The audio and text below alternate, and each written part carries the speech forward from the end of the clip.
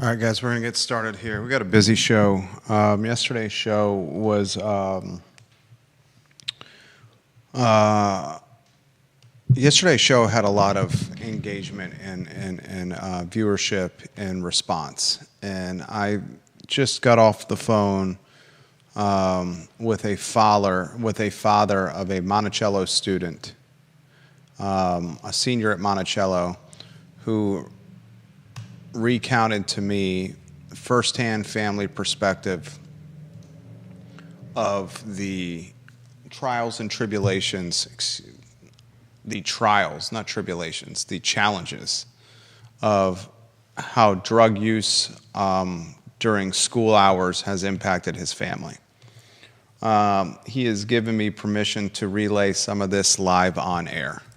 I have heard from a number of parents since yesterday's show, parents who are beyond frustrated with what they are calling rampant drug use and drug dealing during school hours at Albemarle County Public Schools. It's an unfortunate situation that seems to be going unchecked and seems in a lot of ways to being covered up by administrators with extremely vague communication. That's a topic we're going to talk today. Let us know when the I Love CVille group is live, Judah. I'm seeing we're live on my personal Facebook page already. The I Love CVille Facebook page. Let me know when we're live on LinkedIn if you can, please. Twitter is live, J-Dubs. We are getting 15 social media channels up and running now. Viewers and listeners, I encourage you to take a look at the headlines that are on screen for the topics that we're going to cover today. YouTube is a fantastic place to stream the show. The show airs live on YouTube. And if you subscribe to our channel on YouTube, you'll get notified when we go on air with our various programming, our various content. We have about 22 hours of live content each day. So J-Dubs, live on my personal Facebook, live on I Love CVille. We do need to get up and running on the Facebook I Love CVille group and on LinkedIn, please. Please tag someone or share the show. This is a conversation that is difficult to have, but it's a conversation the community needs to have. We're not going to have change within Albemarle County Public Schools, within Charlottesville Public Schools, with any of the schools in Central Virginia or the Charlottesville area, unless we first have frank conversations.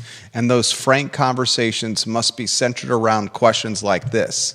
Why is rampant drug use going unchecked during school hours? Why are drug dealers being offered empathy and second, third, and fourth chances when dealing drugs on school grounds? Why is the communication with administrators, principals, upper management, middle management, C-suite management vague with parents? It leads me to believe vague communication is a sign of covering up concerning activity. I want to talk about these topics today. If you could, share the show, like the show, spread, tag someone in the comments that needs to hear this. Share the show to your social media channels. Conversations that must be had on a Tuesday after very real conversations were had yesterday on the I Love CVille show. It's time for answers from the superintendent's office. And it's not just the superintendent's office in Albemarle County Public Schools. It's the superintendent's office within Charlottesville Public Schools and anywhere where there is drug use or drug dealing or overdosing or leaving school grounds or any kind of criminal activity that's happening and parents are not being told about this, or they are receiving 2 or 3 paragraph cryptic emails from assistant principals. It is beyond frustrating, and this is me speaking as a father of 2. Change happens when the conversation is had. Ray Cadell, we appreciate you liking the show. Please share the show to your Facebook page, viewers and listeners. We're about to begin in a matter of moments. Once Judah gives me the A-OK that we are live on the I Love CVille group. Group is good. Group is good? LinkedIn. Okay, thank you very much, Judah. And once we're live on LinkedIn. The conversation I had today with a father of a senior at Monticello High School was a conversation of honesty, a conversation of frustration and anger, a conversation that centered around this. Is it going to take teenagers overdosing and dying in our school hallways or classrooms before real change actually happens? I will relay the conversation that I had with a father of three, including one, a senior at Monticello High School, on the I Love CVille show today with his permission. We can rock and roll, Judah, when you are ready. Quiet on the set.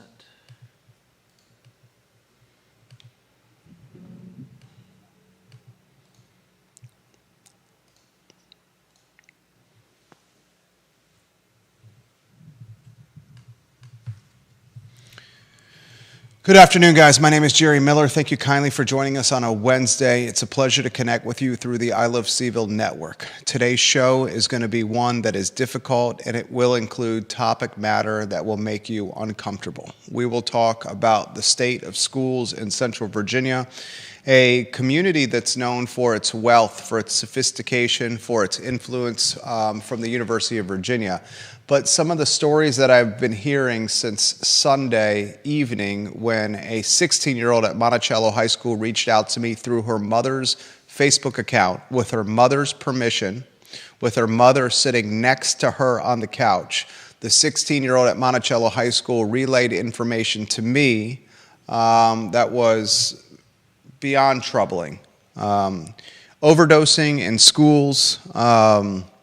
And that was Monday evening I received that direct message from the 16-year-old. Correction, please.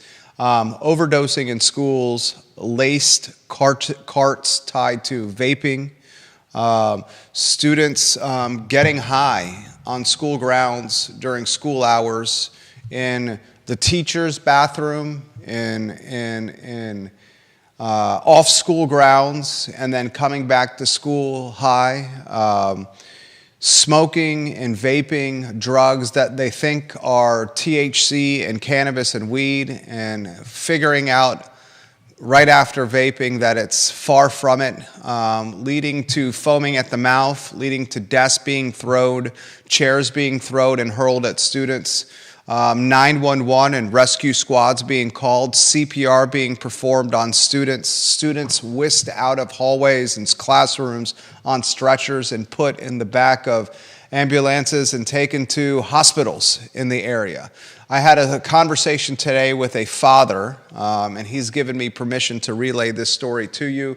His daughter, a senior at Monticello High School, and she was taken from school at Monticello in an ambulance because she vaped what she thought was THC.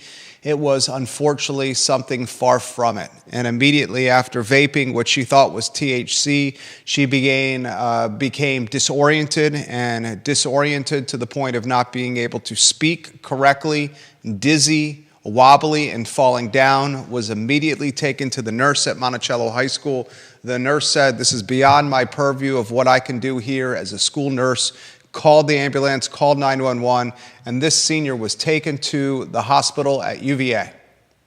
She received the laced vape cart from a classmate, young man. The young man was identified, was reported to the proper authorities within the school. The young man, after being reported to the authorities of the school, was back in school a short time later. And this father was beyond frustrated. He said, "My daughter, and I understand she is culpable and she has responsibility here." He says, "I understand that she smoked a vape pen thinking it was THC during school hours, and if she were to do this at any job, she would be fired." He went as far as saying this: "If my daughter was charged by the law, I would have supported the charge So she learned a tough lesson. This father made this comment to me. I have on a number of occasions found vape pens with THC and cannabis in them in her backpack, among other vape pens with tobacco and nicotine in them. He realizes his daughter is not an angel or perfect, but he made this very clear point to me. Explain to me, Jerry, how someone is bringing drugs to the school, is being identified as the dealer of these drugs, is peddling pens, vape pens, as if they were THC, and instead it's some kind of synthetic drug that is completely different from what the community, what parents, what students know as weed, as cannabis, as THC. When the students are smoking them, they become beyond disoriented.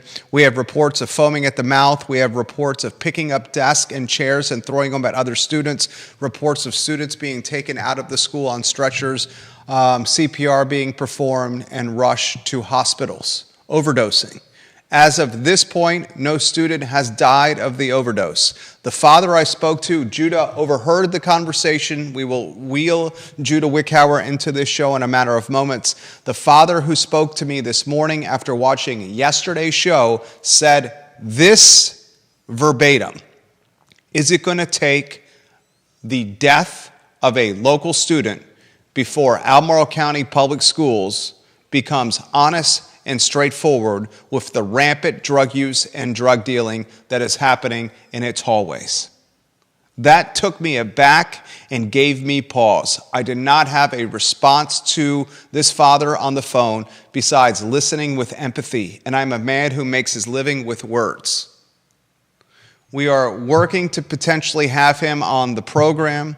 He is obviously concerned with his daughter, and he understands that speaking frankly is how change is going to be made. So he's at a crossroads personally: daughter and family and community. A lot we're going to cover on today's program, and we're going to ask questions that may make you, the viewer and listener, that may make you the mom and dad, that may make you the teacher, the vice principal, the principal, that may make you the assistant superintendent, the superintendent, or the school board member uncomfortable, angry, frustrated, or scared. But it's a topic that must be in the news cycle, because that's how change is going to be made. These are the questions I want to cover today. Why is rampant drug use during school hours within Albemarle County Public Schools, Charlottesville Public Schools, and other public school systems in Central Virginia going unchecked? Why is drug dealing going unchecked? Why are known drug dealers not being expelled from school systems locally? And is Albemarle County Public Schools using vague communication with parents, vague email communication about events that are happening to kids in hallways and classrooms? Is that a strategy to cover up what is an epidemic in our local public schools? A lot we're going to cover on today's show. We will also, after this first topic, show about a 60-second video of an assault on the downtown mall, an assault that stemmed from theft at the Haven Day Shelter on Market Street. I'm going to ask a very uncomfortable question. Is it time we move the Haven Day Shelter away from the downtown mall? I am a supporter of what the Haven does, but day shelters that create an aggregation or congregation of trouble around the epicenter of commerce, of tourism, and the brand identity of a region, the 8 blocks we call downtown Charlottesville, are those not conflicts? Can they coexist, or is it a clear divorce that needs to happen? So much to cover on today's program. Studio camera, then two-shot. We'll weave Judah Wickhauer into the program. First, Judah Wickhauer, you in attendance, sitting next to me as I have the conversation with a very frustrated father. Yeah. I mean, I heard one side of it. This frustrated father asks straightforward questions with the permission he gave to us to talk about it on the show. Why is rampant drug use going unchecked within Albemarle County Public Schools? He spoke specifically of Albemarle County Public Schools because his daughter is a senior at Monticello High School. Yeah. He asked, why is rampant drug dealing going unchecked within Albemarle County Public Schools? He specifically talked to Monticello. He said, why are known drug dealers not being suspended at the least, expelled in a real world? 100%. Why is that not happening? Why are they given second, third, and fourth chances? And he asked about the communication we highlighted yesterday, if it was a cover-up from the superintendent's office, a strategy from the office to cover up what is an epidemic that clearly is gaining momentum locally within school classrooms, hallways, and corridors. I'll start open-ended with you anywhere you want to go before I offer some takes on this. Ginny Hu, thank you for watching the program. Viewers and listeners, tag someone on the show. Share the program with a parent that needs to hear this. Kara Redmond, Megan Hart, Janice Boyce-Trevelyan, thank you for watching the program. I'll get to your comments in a matter of moments. First, I'd like to hear what Judah Wickower has to say. I'm surprised this parent and potentially other parents aren't on the phone all day. I'd be on the phone with the school, I'd be on the phone with the police, I'd be on the phone with my lawyer, and I would be 100% on the phone with my representative. I mean, this is if it was just kids selling drugs in the school unchecked, that would be bad enough. If it was just my kid buying drugs from someone at a school and nothing's being done about it, that would be worse. But the fact that 5 kids had an OD on the same day, and they know who has sold them the vape pens, and as you said, nothing's been done about it, I would be beyond livid. I would be talking to whoever I could to find out how this either stops or somebody goes to prison. Megan Hart in the comment section of the I Love Seville Facebook page says there looks like there was another medical call today at Monticello High School. When does it stop? That would be a notification parents receive via email. Megan Hart also says, I feel like when you start to ignore things, it's time for you to move to something else because you are no longer being a leader. A reason why I say Dr. Matthew Haas has to go. He is not a leader. Megan Hart in the comment section of the Facebook I Love Seville. Janice Boyce-Trevelyan wants to know if law enforcement was called. Megan Hart also says that there are other concerns that are happening, and she highlights the medical call today. Kara Redmond says, yes, they searched the kid that sold it and found it. Ed Lauterbach watching, what the heck is in these things? I highlighted on yesterday's show, today's drugs of choice, synthetic. That doesn't mean it wasn't THC, though. There could have been something laced with it, but there's no indication that it was something completely, utterly different. As I highlighted, today's drug of choice, synthetic. The drugs of yesteryear, not that it makes it okay, something you would see growing from the ground. A synthetic drug created in a lab is going to have elements to it that can be far more dangerous than the drugs of yesteryear. And maybe this is Jerry becoming an older guy and the old, I used to walk 5 miles uphill each day barefoot in snow to get to school. But with some common sense, and parenting is as much about survival as it is using common sense to get to the end of the day, to get to nap time, bedtime, to wake up the next morning and keep your kids safe. With some common sense, if you're taking drugs that you buy on the internet and have mailed to you with a P.O. box in 5th Street Station that's been set up without your parents knowing. You're buying it online. This is happening everywhere in Central Virginia. I have half a dozen messages from parents or students in my inbox that say their friends are buying drugs online and having the drugs mailed to nondescript P.O. boxes that they personally rent in shopping centers like 5th Street Station or shopping centers like the Food Lion Shopping Center at the base of Pantops. They're buying drugs from people they don't know, made in laboratories overseas, on the cheap, and the response from this is potentially deadly. And I have so many questions. My first question of all this, before I start pointing fingers at kids, and before I start pointing fingers at parents, and that's not what I want to do as a father of two, my first question is in regards to the communication from the public school system and the superintendent's office. The vice principal at Monticello High School sent a vague email, and one of the viewers and listeners that watches this program that I trust said it's challenging to hold an assistant principal accountable because we know the email was ghostwritten from them and approved by others, most likely the superintendent's office or legal within the school system. And he's right. Mm-hmm.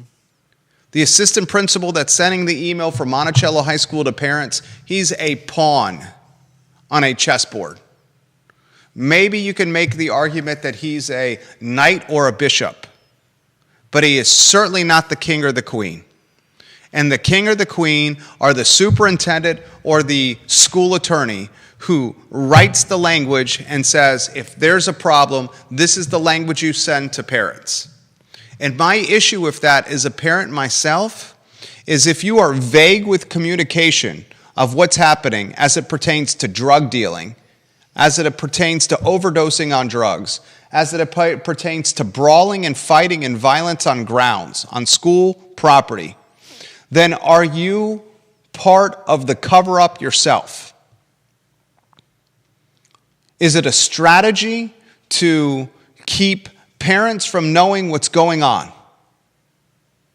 And if it's a strategy to cover things up, to make it seem like it's okay, then that right there is the first to blame and has the most culpability. A 17-year-old, an 18-year-old, a 16-year-old that overdoses on drugs, they have responsibility and culpability, but these are children. A 17-year-old, an 18-year-old, a 16-year-old that's dealing drugs on school grounds, they should be suspended. They should be expelled. They have culpability. But in my book, that is still a kid, and that level of culpability falls under the culpability standards of a superintendent's office using vague language to deceive or trick parents on what is actually happening. And parents should say enough already. And I want you rotating the lower thirds on screen, please, so folks can see what we're talking about. Kevin Higgins, Bill McChesney, I'll get to your comments. Jessica, Lily, I'll get to your comments. Viewers and listeners, share the show, tag a parent, let them know what's going on. Juan Sarmiento asked a very good question. Why is legacy media not covering this in their respective news cycles? Why are we not seeing this on the TV stations, on the radio stations, or the newspapers? I want to know that question as well. Is it because the reporters are fresh out of college and they don't have the connections to report stories that matter? Because this doesn't show up in a press release and an inbox and it's easy reporting, low-hanging fruit? Is that why? Is news in 2024 in communities like Charlottesville about reporting nothing but press releases and the rainbows and sunshine of the community? Because from my standpoint, it's up to the watchdogs of the community, the news sources of the community, to educate the community on the good, the bad, and the ugly. And when it comes to overdosing and dealing drugs on school grounds, in classrooms, in hallways, when it comes to students leaving school property during school hours to walk to the local vape store or to buy some lace carts from the local drug dealer and then to get effed up on school property during school hours to the point where 911 and rescue squads are needed, taxpayer dollars, that's an epidemic. Yeah. The father I talked to today, a senior at Monticello High School, his daughter overdosing to the point of a rescue squad taking to UVA Health, to the hospital system, the school nurse saying, I can't do anything about this, the father finding the drugs in her backpack, turning the drugs into the principal and the principal's office, saying, this is what my daughter took. This is who gave the drugs to my daughter. I want to know if this is fentanyl or what it's laced with. And I want to know what you're going to do with this young man who dealt these drugs to my daughter. And then having crickets and silence from the administration, despite his daughter in an ambulance fighting for her life. Frustrated, infuriated, sad, demoralized, downtrodden, crushed, now testing his daughter at home, checking her backpack regularly, and said if she was arrested and had a charge against her, I would have supported it. Mm-hmm.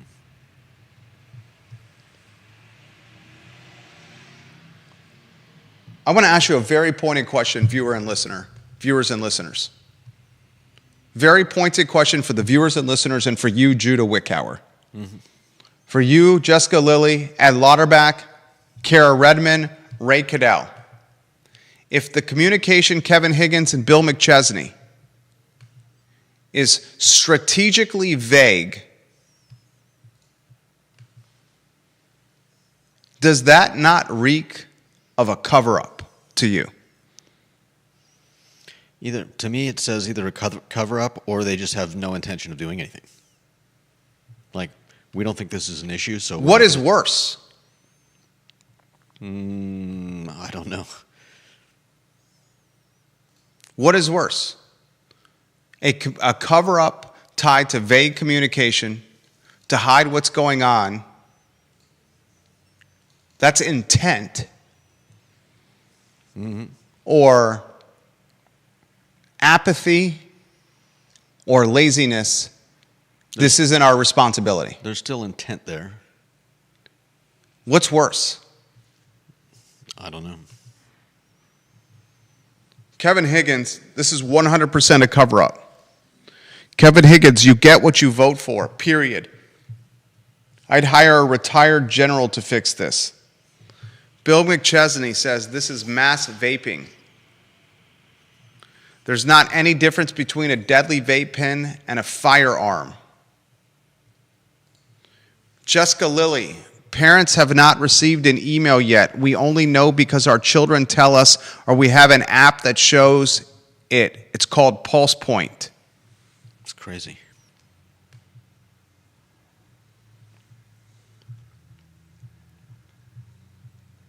Does it not reek of a cover-up?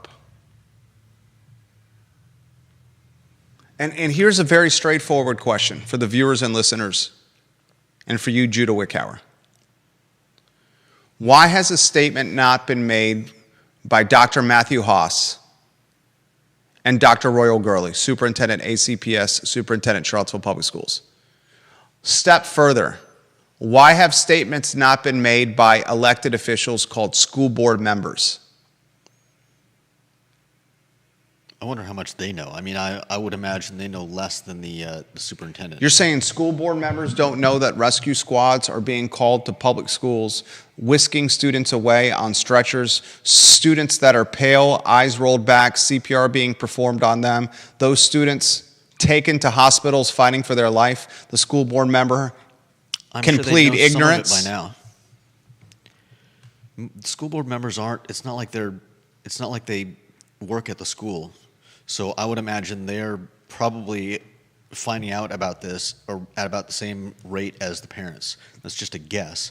But most of them have jobs, right? You're saying the school board members, the 6 or 7 people that are responsible for managing hundreds of millions of dollars in school budgets every year are on the same level of knowledge and communication as the parents that are in the dark right now. I mean, is that If that is the case, if Judah is right, then this is a I mean, these aren't people multi-level cover-up where the school board members that are responsible for hiring and firing superintendents, paying and holding accountable leadership for public schools are being kept in the dark by the same people that are keeping parents in the dark. That is a cover-up. Ginny Hu on Twitter. My question is, if this issue is being hidden from the community, how much else do we not know? Ginny Hu on Twitter. Like I said yesterday, why are so many of the students allowed to walk off school grounds in the middle of the day? Ginny Hu on Twitter. It definitely smells like someone saying whatever the legal department told them to say. Yeah. That raises the question, how is the legal department suggesting that that this is a good idea? How do they not know that this is going to get out and not just blow over? 5 kids OD on the same day, and you just want to keep it on the down low for now? That's crazy. Like, What's even crazier to me, that's crazy. You're 100% crazy. What is also crazy to me is a notorious and known drug dealer offered second, third, and fourth chances and seen in school days after yeah, being apprehended for dealing drugs on school grounds. 100%. That right there I is... would want them out of the school if they were selling cigarettes on school grounds, especially if it was to my kid. But to find out that it's THC, and then to find out that it's laced with who knows what, and that the obvious results, that's insanity.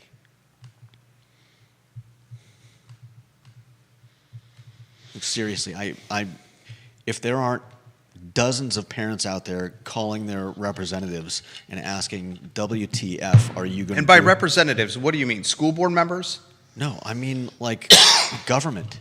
I mean, Are you talking boards of your- supervisors? What is a No, representative that you're talking? your state representative? Specifically, what are you speaking of? Your state representative. Y- Your U.S. congressperson? senators? Oh, State senators? I'm not Congressman? Sure I'm not sure why you're grilling me on this. I- Yes, you- I would be calling my congressperson.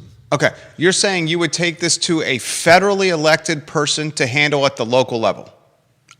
At some point, it's going to trickle down, and somebody's going to get.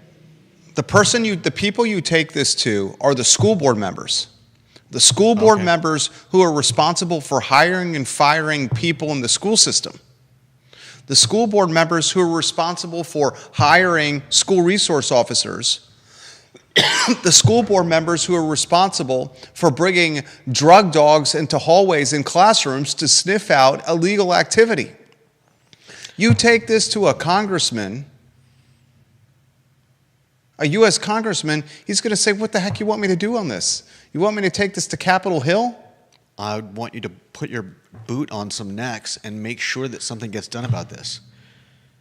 You really think that going to the school board members is going to ensure that something gets done? The school board member is responsible for how the money is spent in the local school system. The school board member is responsible for whether superintendents keep or lose their jobs, whether a metal detector is at the front door of schools, whether a school resource officer is policing schools, whether a dog comes into schools and sniffs lockers for illegal drugs. And we see how much they've done about all of that. Well, so- you just made the argument that the school board members don't know, that they're being kept in the dark. You literally said that 5 minutes ago. If we're using your logic, you communicate with the school board member first. Isn't that right. what you said? I That is what you said, right? It wasn't a statement of fact. I don't know what the school board members know. I think we're getting in the weeds here. No kidding. A U.S. congressman is not going to be able to do anything at Almora High School All right. or Monticello High School.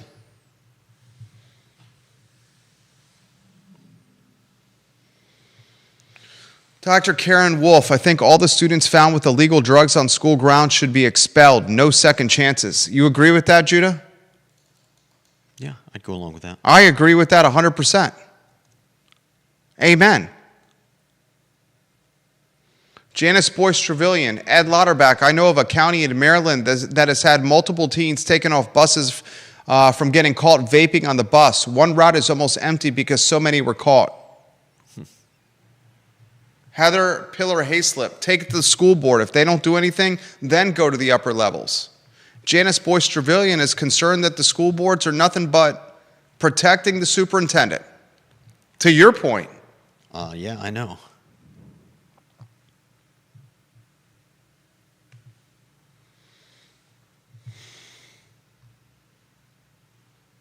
Bill McChesney says, what, do you want Tim Kaine to look into this, Judah? Kevin Higgins says, what is going on right now is pure insanity. Mm-hmm. The definition of insanity, doing the same thing over and over again and expecting a different result.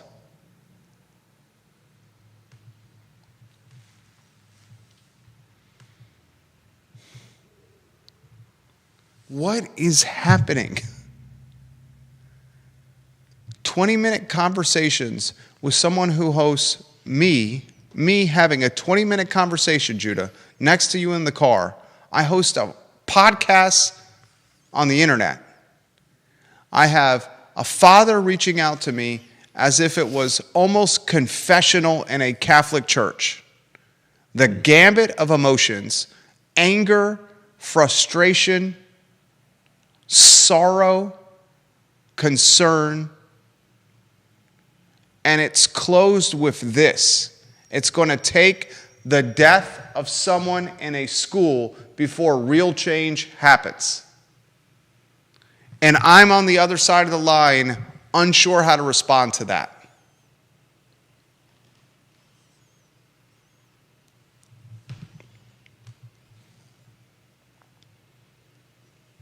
Wahoo89 makes the comment, well, I guess the school board is on the cover-up as well if they're doing nothing about it as well. I'll paint a picture for the viewer and listener. I'll paint a picture for Judah, okay? Here's a picture for the viewer and listener, and here's a picture for Judah. Here's a picture for the moms and dads. Here's a picture for the freshmen, sophomore, junior, and seniors in high school, the assistant principals, the principals, and the teachers. Are you ready, Judah? Mm-hmm. A known drug dealer is given second and third chances and can continue going back to school despite being known to deal drugs, despite being caught dealing drugs, despite one student going to the principal's office and the administration saying, these are the drugs I got from that young man right there.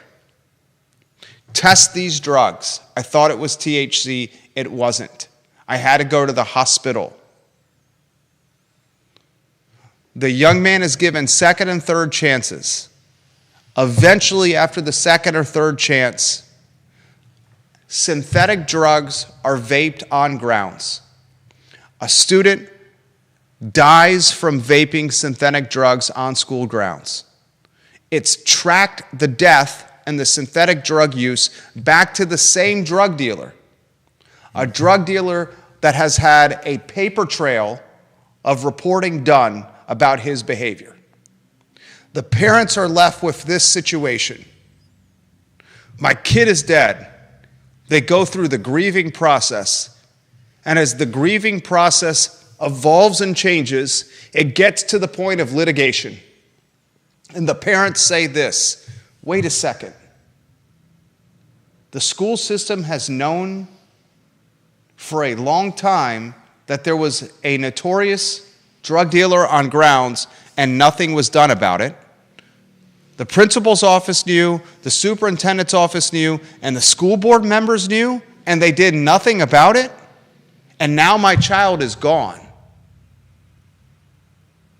That right there is a lawsuit of significant proportions. No doubt.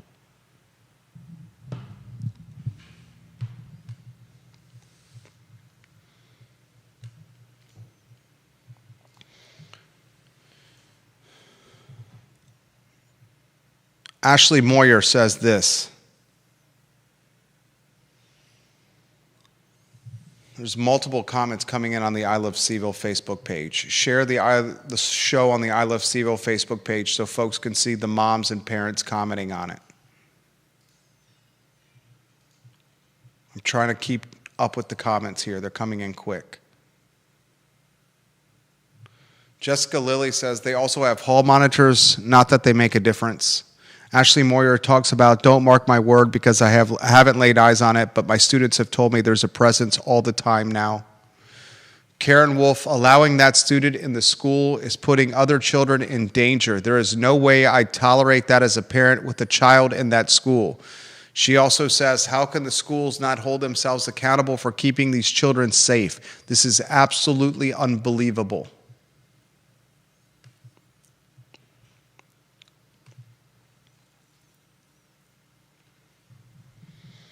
I'll close by asking the same questions again. My first question is, why is drug dealing and drug use unchecked in many of our high schools in Central Virginia? My second question is, why are notorious and known drug dealers, students in our high schools, not being expelled? My third question is Albemarle County Public Schools in its communication with parents using vague language as a strategic cover-up to lessen the severity of what is happening. My follow-up question is, if it is vague language as a cover-up to lessen the severity of what is happening or the perceived severity with parents, what is the legal liability if a young man or a young woman dies because of what is happening in schools? Mm-hmm. Anything you want to add, J-Dubs, that you think we're missing? No.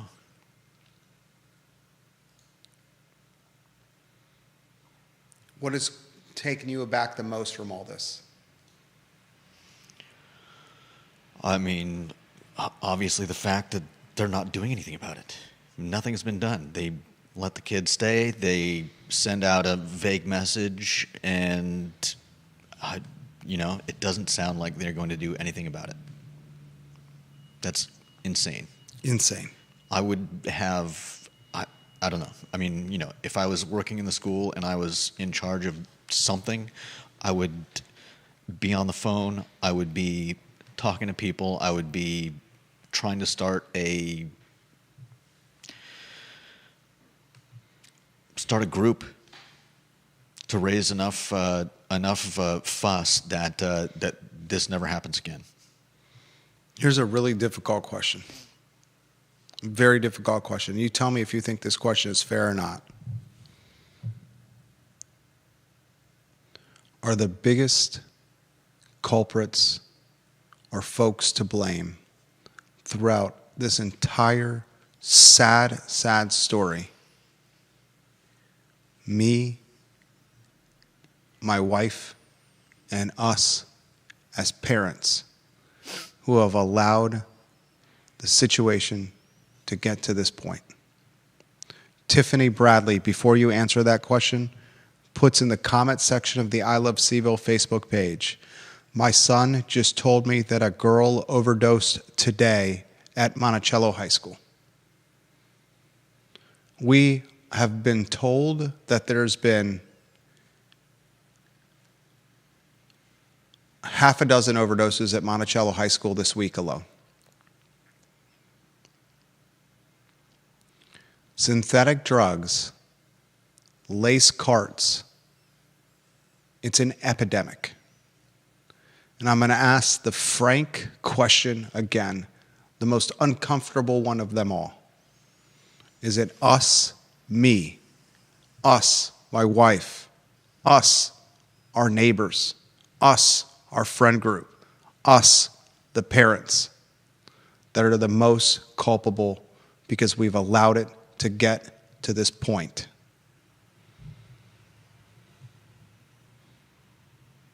Do we need to look at ourselves in the mirror and say, how have we not used our mama bear and our papa bear tendencies and instincts to prevent this from happening? No, I don't think so.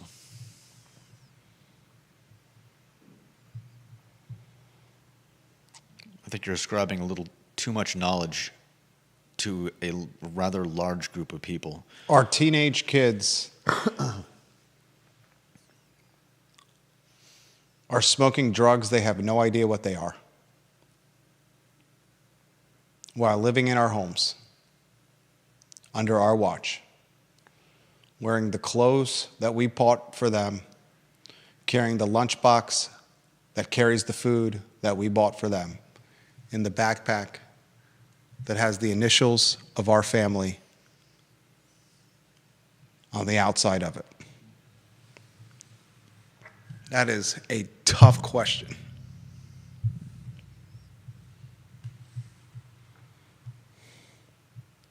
Savannah Brown, Savannah Bowen, that just gave me the chills.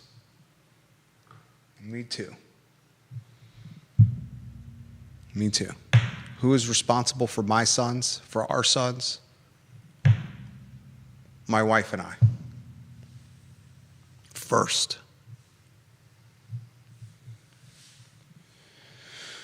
I think it's about damn time that we have communication from Dr. Matthew Haas and Dr. Royal Gurley. Superintendent Haas and Superintendent Gurley, it's about damn time you speak to your parents. Mm-hmm. As opposed to using the pawns on the chessboard, your assistant principals, to pass along vague language, cryptic language, word salad, and 3 paragraphs via email.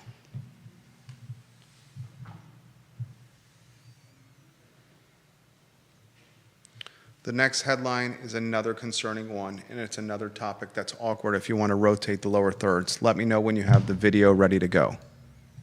It's ready. Judah, this footage that we're about to show took place at 10:46 in the morning on Sunday while you were sitting in a church pew and I was changing the diaper of a 22-month-old child. 10:46 in the morning on Sunday on the downtown mall next to Hamilton's restaurant. Mm-hmm. Please play what is an assault on the mall caught on camera in 3, 2, 1.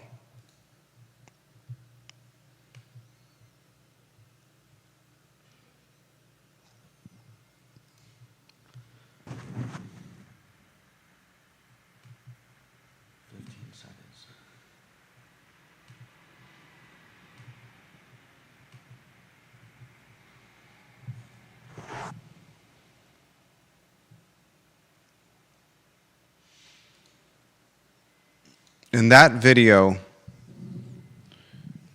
I've been told, released by Travis Wilburn. I know Travis. Travis cares about downtown Charlottesville immensely. Significant skin in the game as it pertains to Charlottesville City, Albemarle County, and downtown Charlottesville. Travis Wilburn has. Significant. I've known the man for years. Releases the video, goes to the police department. The police department releases it to the media. You see a man running for his life. Then He trips right next to the patio of Hamilton's restaurant, falls to the pedestrian brick walkway on the mall, and then it is immediately pummeled, kicked, stomped, curbed, assaulted by two men chasing him over a beef that originated at the Haven Day Shelter. If it wasn't for the female that entered the picture at the end, who knows how far the assault would have gone. She broke it up. The details we know, a fight that started because of a theft at the Haven, the day shelter for the homeless on Market Street. The Haven, directly across from Emancipation, Market Street Park, a park that is a choir room for the houseless. I'm going to ask another extremely awkward question, uncomfortable question, fair question. The questions I've asked today, awkward, uncomfortable, raw, authentic, but fair. Here's another one. Is it time to get the Haven off the downtown mall? Is it time to remove the shelters from the downtown mall? Is it time to return the downtown mall to what the downtown mall is intended to be? 8 blocks that are part of the brand identity, that are part of food and beverage, entertainment, commerce, shopping, quality of life for a region called Central Virginia. There are many in the community that say, I don't go to Charlottesville. I won't go to Charlottesville. I don't like its politics. I don't feel safe down there. Whether you live in Louisa, Orange, Greene, Fluvanna, Madison, Nelson, Barbersville, Ivy, Crozet, the 8 blocks that we call the downtown mall in Charlottesville are your brand identity. August 11th and August 12th, when Nazis hit Charlottesville, every county in Central Virginia was linked to that, the darkest day in Charlottesville history. Your home value tied to what happens in downtown Charlottesville, anywhere you live in Central Virginia, whether you admit it or not. You travel outside of Central Virginia and you say you're from Barbersville, you say you're from Faber, you say you're from Scottsville, you say you're from Nelson, Standersville, Ruckersville, Lake Monticello, you say you're from Ivy, you say you're from Greenwood, you say you're from Afton. Everyone's like, where the hell is that? Then you tell them you're from Charlottesville. Oh, I know where Charlottesville's from. You guys were in the news for the Nazis. Oh, it's UVA, it's Thomas Jefferson. I know Charlottesville. Your brand, your home is tied to these 8 blocks. And I will go out on a limb and I will catch tremendous crossfire for saying this. It is time to remove these shelters that are causing an identity of homelessness and houselessness and trouble and violence from the downtown mall. Sam Sanders in Monday's city council meeting says, let's work with the Salvation Army to convert a thrift store. Is that one of our headlines that you can put on screen? To convert a thrift store on Cherry Avenue into a homeless shelter. I'm all for that. And then the haters are going to say this, oh, Jerry just wants the houseless out of sight and out of mind. That's BS. I am all for a hand up. Not a handout, but a hand up. All for a hand up. That hand up doesn't have to happen on the 8 blocks that are the brand of a region. That hand up doesn't have to happen next to the restaurants and music venues and the shops that are struggling to survive, that have not recovered since COVID. That hand up can happen on Cherry Avenue on a bus line next to the hospital, within walking distance of downtown, within walking distance of grounds, still in the heartbeat of the community.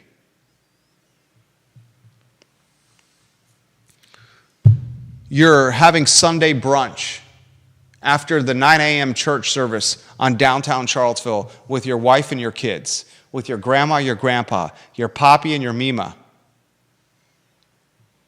And while drinking your Bloody Mary or sipping your coffee or eating your steak and eggs, your scrambled eggs, your bacon, egg, and cheese, you look over to the right and there's two men curb stomping and kicking the face and ribs of another man who's down on the ground. That happened on Sunday at 10:46 in the morning.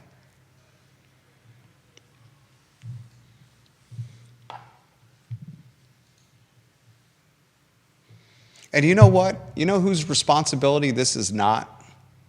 The houseless? It's not Chief Kotchis in the police department. Mm-hmm. Nor can they do much, because panhandling is a form of freedom of speech and expression. And by the letter of the law, the downtown mall is a public park. And think about what we have done as a community. We've created a downtown mall that has the following: free internet for anyone to use, electrical outlets for everyone to charge their phones, half a dozen shelters that offer breakfast, lunch, and dinner for free, wealthy foot traffic up and down the mall that you can shake down for money and panhandle, a library and a post office to get out of inclement weather, rain, heat, and cold, so you can chill. There's 3 people living at the post office right now. At the post office, living at the post office. Go into the library on Market Street. My wife doesn't do that anymore, not with our boys. Go into the library on Market Street and ask the librarians how often they fear for their lives or fear for their safety. They'll tell you, I've asked them this question, often. We've created 8 blocks that is the perfect storm for trouble, for loitering. And those 8 blocks are indicative of every county in this region. And you may not want to hear it, but it's a fact. It's the Wednesday edition of the I Love CVille show. My name is Jerry Miller.